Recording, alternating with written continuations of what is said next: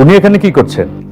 উনি আমার হাজবেন্ড। তো বন্ধুরা, তোমাদের পছন্দের ধারাবাহিক দুনিয়া টাকার গোলাম, এই ধারাবাহিকটি ইতিমধ্যেই দর্শকদের সামনে ঝড় হয়ে হাজির হয়েছে। এই ধারাবাহিকের সমস্ত দর্শকেরা এবার অসাধারণ উত্তেজনামূলক পর্ব দেখতে চলেছে।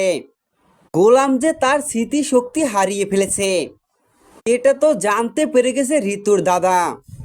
কেননা মনির কাকা যে অজ্ঞান অবস্থায় নদীর পাড়ে গোলামকে পেয়েছিল, গোলাম তখন তার বাবা মার কথা বলতে পারেনি। এতেই ঋতুর দাদা বুঝতে পারে গোলাম স্মৃতিশক্তি হারিয়ে ফেলেছে।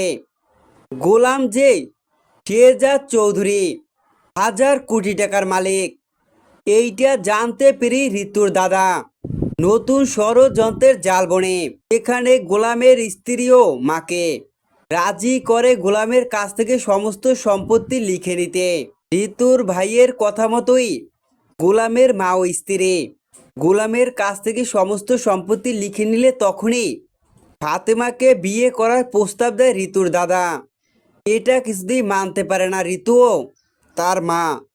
এদিকে দেখা যায় মির্জা বাড়িতে আসে অথেন্টিক সোর্স, তারা এসে সবার সামনে গোলামের অ্যাকাউন্টে যে 2000 কোটি টাকা অবৈধ লেনদেন করা হয়েছে এটা জানতে পেরে চমকে যায় সবাই।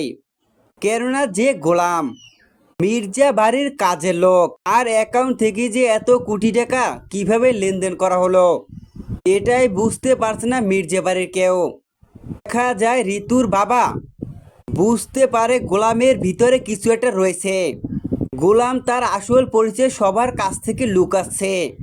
এইটা জানতে পেরেই সবার সামনে গোলামকে থাপ্পড় মারে ঋতুর বাবা, গোলামের মুখ থেকে সত্যিটা বের করার জন্য, এমনকি অবৈধ টাকাগুলো ফেরত দেওয়ার জন্য। তো বন্ধুরা, দুনিয়া টাকার গোলাম এই ধারাবাহিক এসব তোমরা দেখতে আগামী পর্বে।